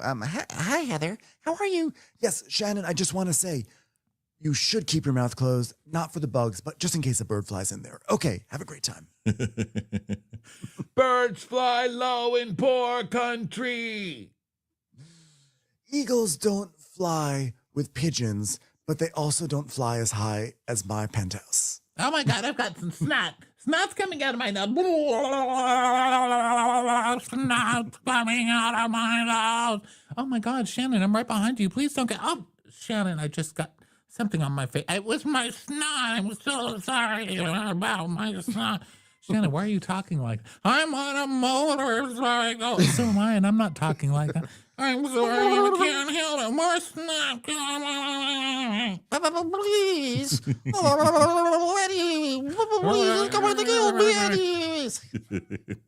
Shannon, are you turning into Roger Rabbit? A shave and a haircut. So they get So there, then- and Shannon cheers by like raising her arms and hits Brian in the face. She's like, "Oh, sorry, Brian." Well, I can tell you one thing, guys. The bread's not doing this at his sleepover. And then we cut to Heather saying, Nate, Butler Nate, will you take a picture for me? Well, my name is Alan. Whatever, Nate. Take a picture of the three of us having the best time of all time. Like, okay. So they're taking photos. Wait a minute, In a very I got boring way. snot all over my glasses, Shannon. I'm sorry. It wasn't very nice of me. Motorcycles aren't even moving anymore, you dumb bitch. Come on. So they go to this like lounge area, and she's like, Oh my God, was he like single? no, he's married. I tried. I was like, you know what? I think I wouldn't mind a life of riding in a sidecar instead of that Cybertruck. But he said, sorry, already been claimed. So back to the Cybertruck it is. Oh, well, I'm happy. I'm really happy about it. There's a guy over there by that food cart. He might be single. Shannon, do you like men who steam hot dogs? Oh my God, fuck off. Please, please. So then they sit But down. yes, I will give him and- my number. So then dare they you. sit down, and they're like, "Oh, I wonder what the other ladies are doing right now." And Gina goes, Probably counting money. So we cut to Heather going, "Wait, I have my black card, ladies. Let's go shopping, and I'll buy you something." And they're like walking down Rodeo Boulevard in a way that like no one walks down that street. They're like, here we It's are. a drive. We ladies. You're right. Rodeo Drive. Rodeo Boulevard is something else. But just driving, they're walking down it, like strutting, like they're doing like the opening credits of some like Sex and the City knockoff. Like, here we are, Heather and her girlfriends walking down Rodeo. Here we are. And they're like in these like short little skirts. Like, girls about the town, having fun. Isn't this great, guys? And then Gretchen's like, Are you gonna buy us something? Because like, do we get a Birkin out of this deal? Because honestly, I really can only afford going to the Cheesecake Factory on Beverly. Okay, this is a little weird for me. And she's like, Gretchen's like, Beverly Hills, you knew where all the fancy stores are. "Yeah, it's fucking Rodeo Drive, Gretchen. Oh my God, these people are so embarrassing. I can't." And Heather's like, "I know everything in retail. For example, Rodeo Drive has nice stores. You stupid. Just kidding. I'm being nice today. Okay." And Emily's like, she's like, "We're going to go take a right at Van Cleef and then a left at Chanel. Wait a minute. There's paparazzi over there. Did you call the paparazzi?" And sure enough, there's a lady over there like taking their pictures and stuff. And they're like, "You so-called the paparazzi." And then the paparazzo's like, "Hi, I just wanted to say Heather did not call me to be paparazzo today. I just happened to be here taking your picture spontaneously." Thank you, Alfredette. Thank you for vindicating me. And they're like, wait a second. Did she pay you? What? That's absolutely ridiculous. Why would I ever pay anyone? And the lady goes, she's like, well, I know for a fact that you did not call the paparazzi. Not now, not ever. Okay. Thank you. You know Great for a job. fact, huh? Totally not planted person. This is so Heather. I love it. And they're like, wait, so Heather invited us to walk down the street to prove that she didn't get a paparazzi by having a paparazzi who recognized her in all the storylines on Real Housewives of Orange County well enough to stand up Like, for her. sure. Okay. Sure, Okay. Jan. Okay. Sure, Jan. Oh, Heather. So then, yeah, right. So then they're all been like, this seems strange. Is it a paid actor? And Heather's like, thank you very much, Alfredette. I appreciate it. Okay, now let's go to Crustacean and eat some food. So they go into the Crustacean, which is like a big fancy Beverly Hills institution at this point. And they're like, oh, wow, it's a fancy restaurant. They've got a koi fish. That's crazy. And the waiter's like, yes, the koi fish is almost 30. Kill it. Kill it now. We will only accept koi fish that are 56 and older. I like that. I'm sorry to go back to this, but I just saw this line and think it's so funny. The paparazzi goes, I know who shot that shot, and it was not set up. I know it for a fact. Oh, okay. Okay, well, thank you. Thank you for. Yeah. Okay, so they come in, and Emily's like, wow, well, Heather's paying. Give me the most expensive steak you've got. God, she's so embarrassing. I'm like so embarrassed to even watch her on TV. It's so awkward. It's so cringy. Like, cause it's like her comedy. She thinks she's being funny. Like when she's like in a fancy place, she likes to be like the kid in the back of the classroom, like throwing paper airplanes. She's like, fancy food, right? Stupid. And she gets like very kind of like cave woman about it in a way that she thinks is funny. Like she's really sticking it to the upper class or something. Like she's it's clearly some weird thing with her, but she thinks she's being really funny, but she just comes off looking stupid. Like you've been on this show for many years now. Like act like you've been here before. Okay. You're supposed to be, you're on a show about wealth. Just act like it already. I'm sick of it. I want you to be a rich asshole, not a poor asshole pretending to be rich. Okay, even though and you if are I probably a sat poor down asshole. with somebody and I'm like, hey, I'm taking you to dinner, and they order the most expensive thing on the menu, fuck off. Like, why are you even hanging around with these people? They're losers. They're losers. So the waiter's like, oh, you must try the tuna cigars. They're iconic. All right, they're basically little tiny Lady Gagas in a steamed bowl, in a frozen bowl. Please order the tuna cigars. So Heather's like, that's cute. We'll get that. I'd love to see how Emily reacts to it. What's the best steak? Give me the best one. $149. No problem. Heather's paying. Oh! Yeah, Fireball. He's like, no, we don't have that. So then we go over to Tmacula, and Shannon's like, Okay, everyone, we got lots of cheese over here. Okay, let's enjoy lots of cheese. Does anyone know if that hot dog man is still here? I think I actually do want to say hello to him. No? Okay, well, that was a missed opportunity. Okay. So they bring over some wine tasting stuff, and Gina's like, Well, I would love a spit bucket because, like, I don't actually drink, but, like, I do want to do swish and spit. That's like my mom and her boyfriend. Okay. Hey, by the way, do you like me again, Shannon? You like me? She's like, well, I mean, let's just don't. It's been super fun, but you don't need to give me the primary room. I mean, I'm not comfortable. So I'm not comfortable being the primary. Okay, I like being the secondary. Please don't make me primary. But I'm doing everything I can to make you like me. Can't do stupid drunk cut fitness. Okay, I'll try anything. Look, even Jen likes me. Look at Jen over there. and Gina's like, It's so annoying just watching her fuck everything up. Like, don't talk, Tamara. Just sit there and drink your wine. Okay. so I'm then, so glad that Shannon likes me again now. Shannon likes me. She's like, okay, this is making me uncomfortable. Please don't do this in front of the hot dog man. Okay, I'm trying to make eyes with him. Please, Tamara.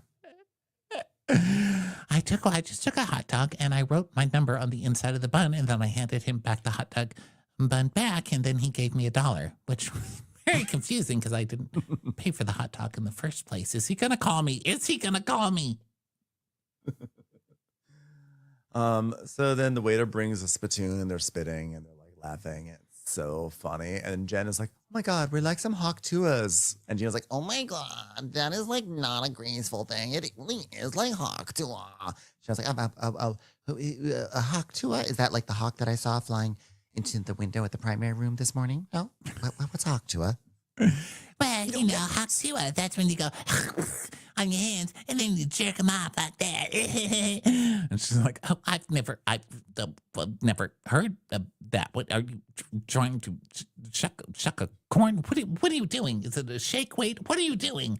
And they're like, oh my God, get her a man. She's like, well, I'm not a spitter. I'm so sorry. Yes, ladies, I don't know what a hawk tua is. I don't spit in things and I don't do whatever this is with your hands. the producer's like, so are you more of a swallower? She's like, oh my God. Well, I swallow things when I drink them. I don't spit them. Oh my God, that didn't sound good. Oh my God. So then back at the other place, Gretchen's like, Oh, wow, this food is so beautiful. Wow. You know what? You mind if I pour my own fireball into a cup with ice? Because I got to stick with this. God, you guys are so tacky. And I don't even think we said the part earlier. We skipped it over when Emily's like, yeah, I just want to get Gretchen as wasted as possible so we see the other fun, sexy side of Gretchen come out. Are you this tone deaf on this show? Like, seriously? I know. I was like, you guys just kicked someone off of the show based off of the last time you people tried to do this to Gretchen. So let's not.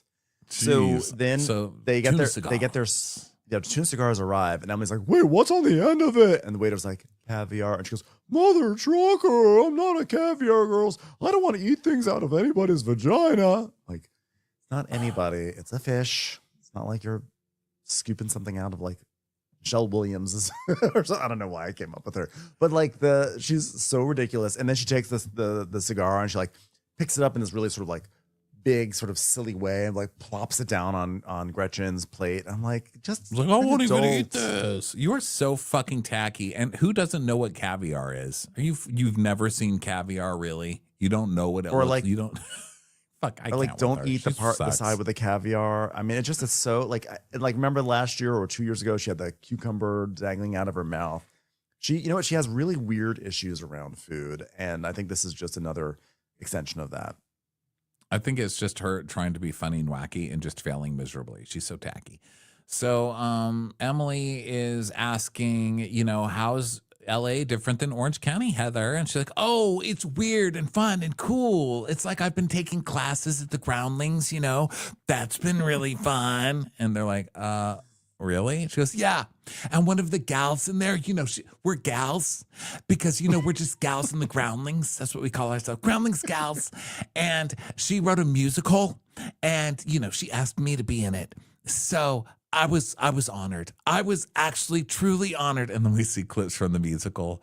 And Heather is playing Heather, basically. It's like, hello, poor people. Welcome to Rich County. I'm sorry that you're poor. I'm so sorry that you're poor. Goodbye. Goodbye. Poor people. Poor people. Welcome to Poor County, where the birds fly low and the prices are high. Poor County. Poor County. Remember, when your cart's full, your heart's full. Poor County. Poor County. I died. I was like, just when Heather said, oh, I've been taking classes at Groundlings. I mean, when you look at Heather Dubrow, the last thing that you think of is like Groundlings. That's also what I call the people on the first floor of our building, by the way, the Groundlings. But I have to say, ever since I moved to LA, it's been 24 years. I've always wanted to take improv classes. I was going to years and years ago, and every time I'm like, oh, I want to take improv classes. I was like, maybe I'll do UCB, maybe this, years and years, and I just never did it.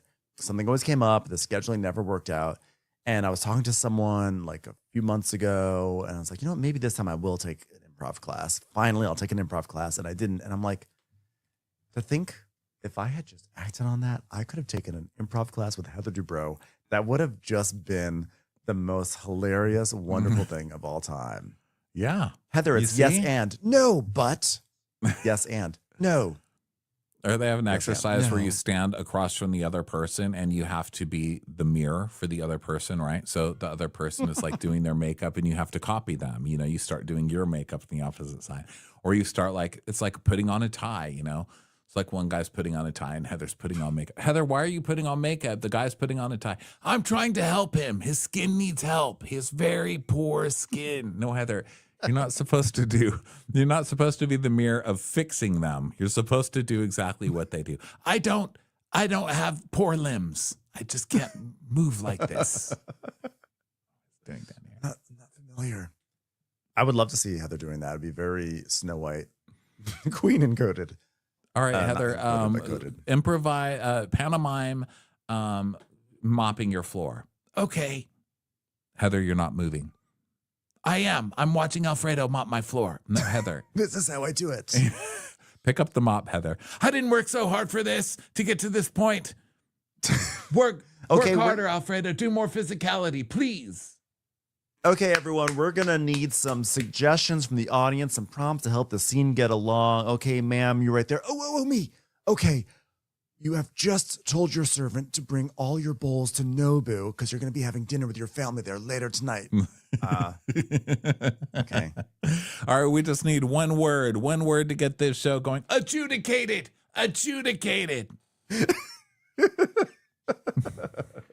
Okay, we need a name. Wendy Malick, and I'll give you an adjective. Failure. Okay, go. So they're like, okay, yes, and also, you know, I came up doing musicals. My career was in theater.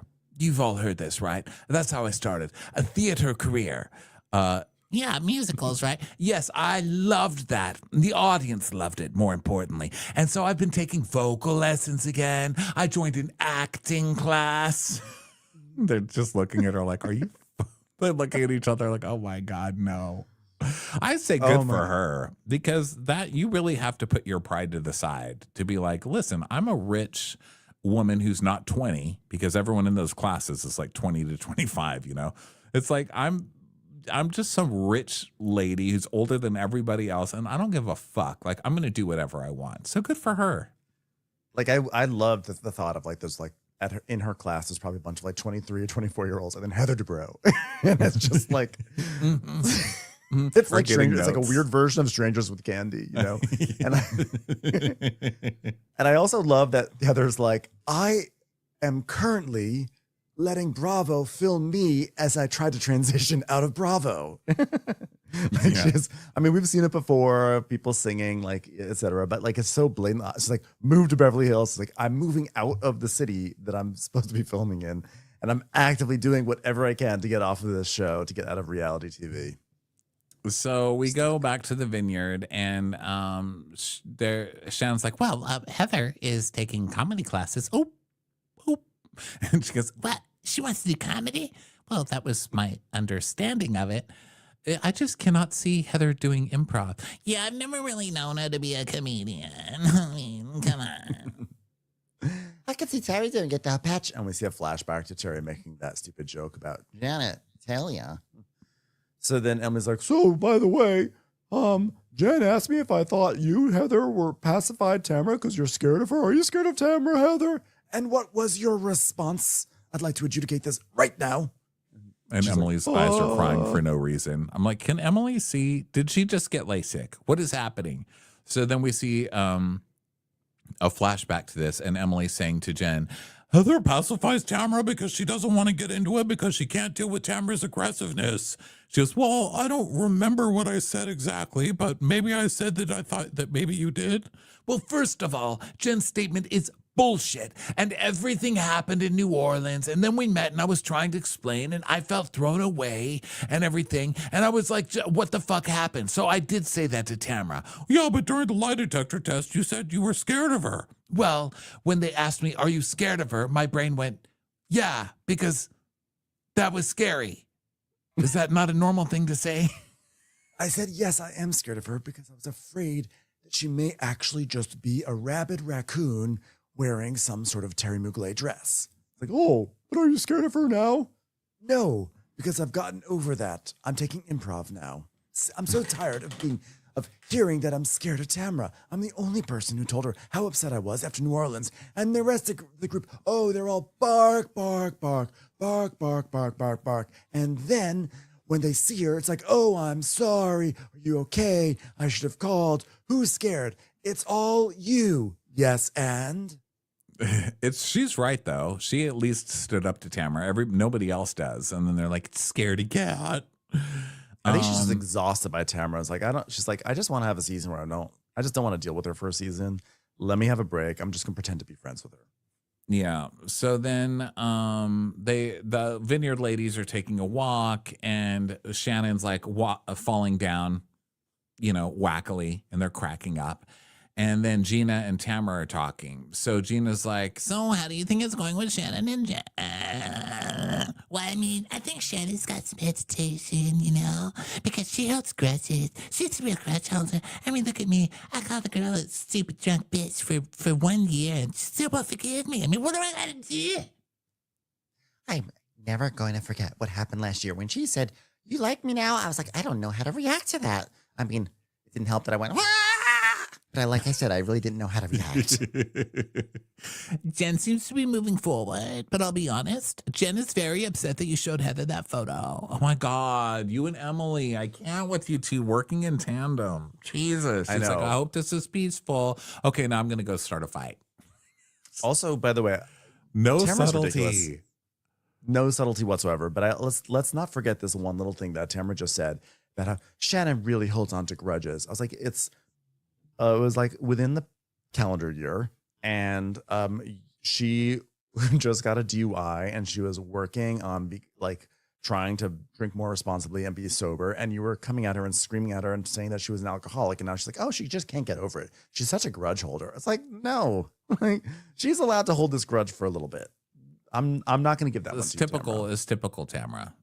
Blow stuff up, and it's like, Oh my God, why is everybody so mad?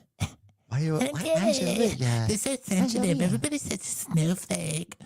So then, now we see Jen and Jen talking to Gina in the bedroom, a flashback.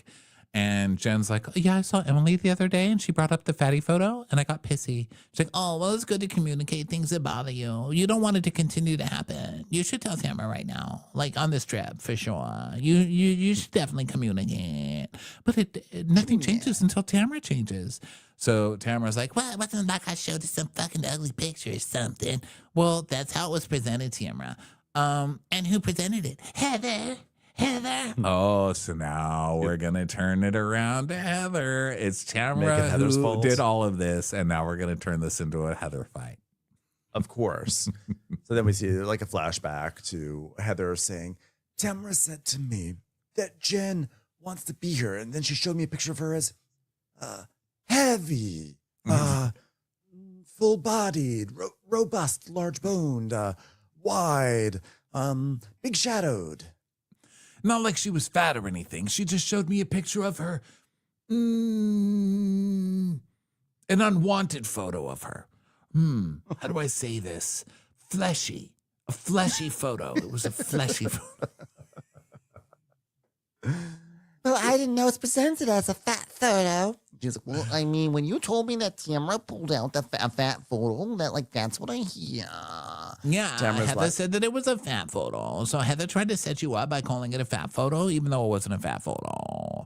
Well, that's unfortunate that Heather made it out like that, because it wasn't a fat photo. It was just a photo that was fat. It was just it was literally a fat photo, it was printed on very big paper. I get it. I'm get blamed for everything. So then it's time for dinner. Jen's like, how was your walk? Because we barely made that. We barely made it for the landmines.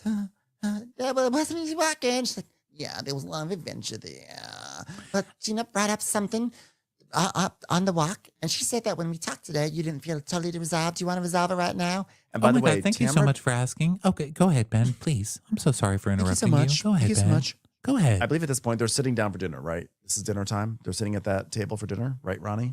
Yeah. Some meal. I have to Always some say, meal in Housewives time. Tamara is wearing like a cowboy hat, and there's like it's very sort of like warmly hued in there. It's like candlelit or something like that. With her she has like huge amounts of like eye makeup on, like black eye makeup. And it basically makes her eyes, she looks like an alien. She truly looks like the tall grays or whatever it is, like black eyes. They're fully black eyes. And she has her like tapered face. And I was like, this is it. Tamara is showing her full form. She is truly an alien now. And I was like, this wasn't even a joke. I was like, she literally looks like an alien. She has arrived from another planet, and now it all makes sense. She is not a human. It explains why she has so much difficulty with human emotions, because she's just been trying to study and trying to fit in as best as her alien self can. Okay, well, thank you so much. You come in peace. I hear you. I will take you to my leader once I find him. But the girls were telling me that you showed them a fatty photo. She goes, I never said it was a fatty photo. It was just a photo where you were fat in it. It's not like I called you fat. and she's like, oh, well, then what was the intent? Oh, well, basically, it was to call you fat. So you're calling me fat? No, I didn't call you fat. I just showed a fatty photo of you. I mean, what are you supposed to do? You're going to get mad at the Bible that the bush burned? It's not the Bible's fault. It was just describing the bush. Look, okay, I'm gonna be totally honest, okay? I was talking about the fact that I felt like you just changed. She's like, she just changed from one person that she was, a super fat, ugly, fat person, and then you just changed. And it just was like a lot to deal with, and you're just different. And you were this shy, timid, extremely fat girl before, and now you were super insecure on behalf of you being fat, and then you just changed completely. You just changed into like a non-fat person. That's all I was saying. Wait, so you're saying I look different to you? Yeah, you look totally different. I mean, you were this shy, timid girl who was very fat, and now you're this wanting to be me girl who's not as fat. What do you want? I mean, it's like you were super insecure, and then you just changed. Now you're not insecure. I hate non-insecure people. And so she's like, okay, well, I did lose weight because when I was married, I was so lonely. And when the kids were napping, not even hungry, I would eat and snack because something about food made me happy. Well, yeah, welcome to my life. Something about food. Like, why are we going to make this now? Now Jen's going to piss me off in this scene because now she's acting like that was the worst thing in the world too. So Tamara's like, well, now her boobs are out constantly. She's always wearing tight things. She's going to get married to a man with a Cybertruck. She's driving around in the triangle. Fat people can't fit in triangles. I remember hearing that Ryan, what he likes is tits on a stick. And Jen's pretty much like that. So guess what? I'm not fat shaming you. I'm skinny shaming you. Aha! So Jen's like, Well, where did I show you any different friendship, by the way? Why is it a problem for you? Listen, I think it started becoming a problem when we did go to Cabo and Ryan's like, I'm in love with Jennifer. And I'm go, she's married and fat. And he goes, I know. She's going to leave her husband and then get skinny. And then 2 months prior to that, Will was at our house. And now we're looking like assholes because we're hanging out with the boyfriend. And Eddie's like, I feel dirty. So then I took a bath with him on camera. And America loved it. she's so full of shit. And I'm glad that Shannon at least calls it out because she's like, I mean, can you look in the mirror? Because you had an affair with Eddie when you were married to Simon. So what?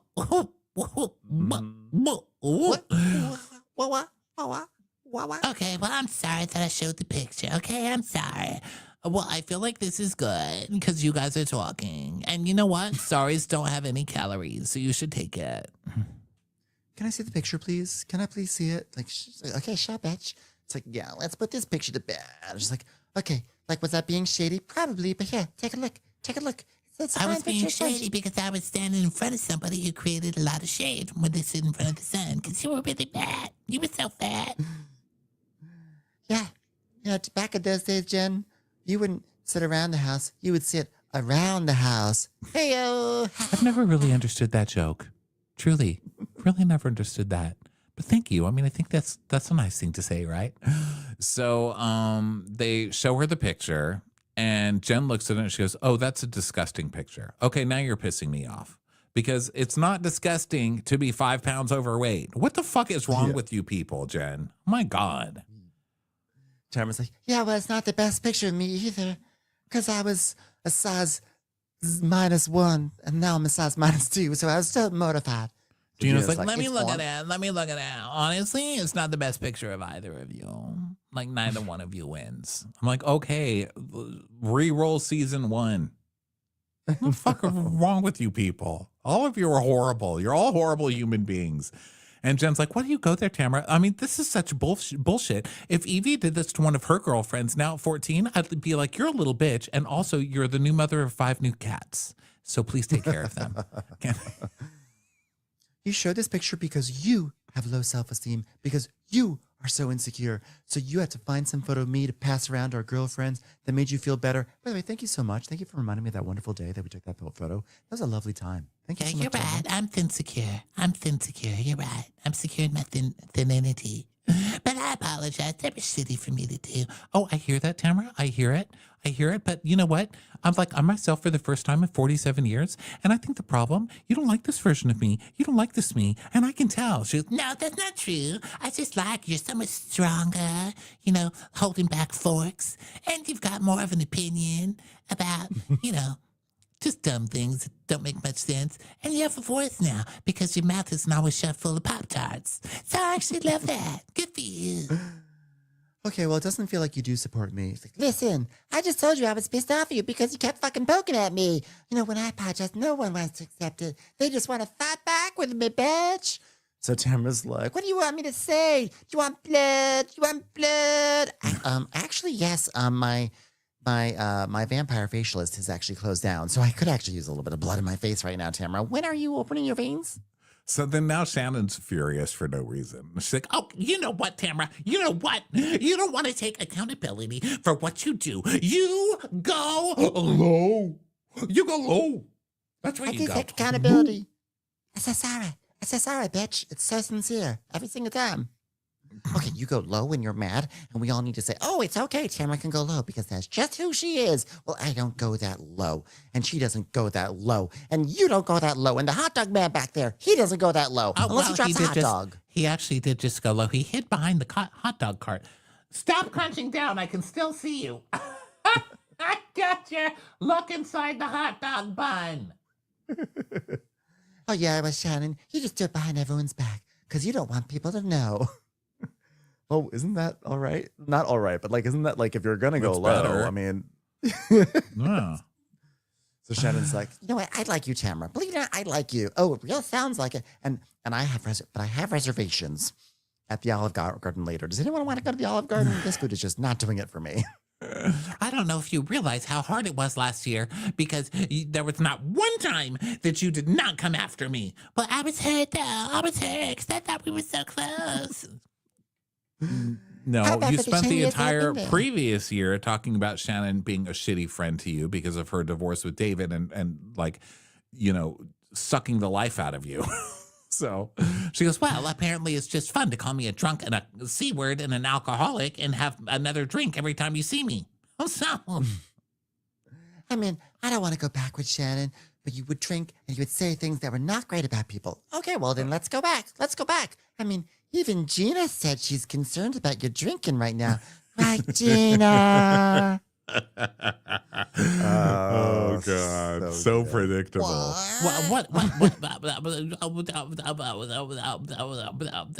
What do you mean? What, Gina? Who? What? Who? But I worry about you. I worry about you. That's what I had said. And then it's like dun dun dun, and we close the episode. to be continued. Was Gina being shitty like usual, or was Gina being shitty like usual? We'll have to wait and see next week. You're all monsters. All right, everybody. Thanks so much for being with us, especially over here on Crabbins On Demand. What a joy.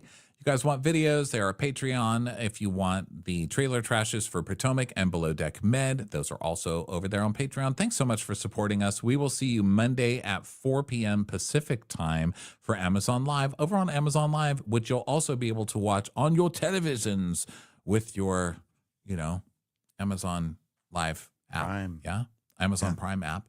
And we will tell you where to go this Monday. Just check our social, Instagram.com/watchwithcrappens. Okay. We will talk to you guys next time. Love ya. Bye. Bye.